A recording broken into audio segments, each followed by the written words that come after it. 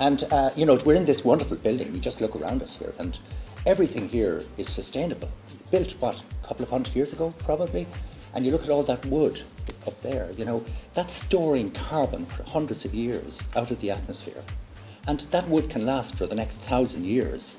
And we can build sustainably. We did it in the past, and we can do it now. And the opportunities are immense. 40% of all our CO2, or energy-related greenhouse gas emissions, are from buildings.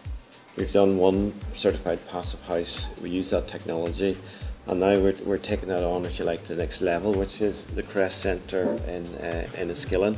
What makes this building quite unique in terms of UK buildings is that it has 3 combined sustainable criteria.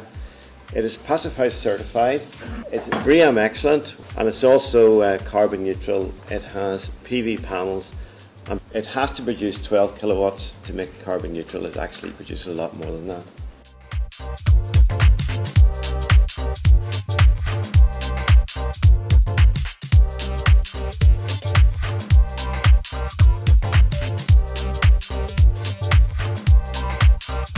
This event here is not about renewable energy, it's about building fabric.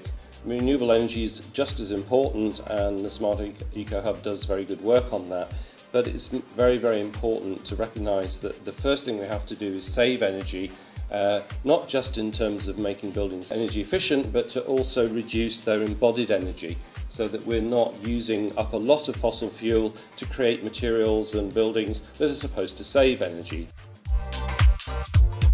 So natural materials aren't isolated to small niche projects, they're going mainstream and being used more and more, not only in the domestic sense but also in the larger commercial sense. And it's not just from the ecological point of view in many cases. There are building physics or technical reasons that natural materials are used.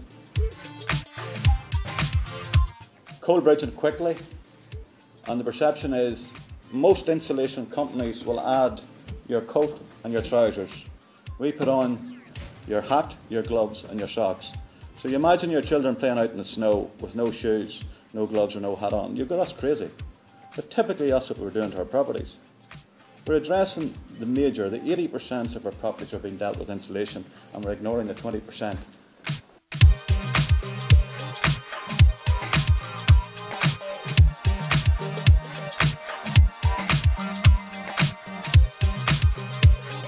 I also believe that companies collaborating and working together enables them to tap into the market opportunities they maybe wouldn't be able to do by themselves. And this collaboration and sharing of knowledge is at the heart of the ethos of the Smart Eco Hub network. What we do is we go into companies and we go in, we talk to a company, we get an understanding of what they do, and based on that then we try and match them up with other people that we think will have complementary expertise in products. So I suppose the example I usually use is that we're like matchmakers, we're like business-to-business matchmakers.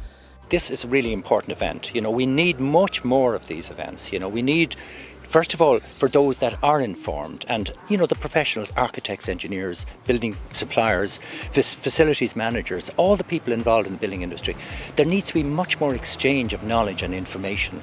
And what we got here today was a tremendous range of experts in all the diverse areas of sustainable construction, materials, you know, different methods of technology, breathability, air tightness, you know, permeability, you know, vapour diffusion, all the important things, and cold bridging, everything, you know. So we need this because we need this to go mainstream.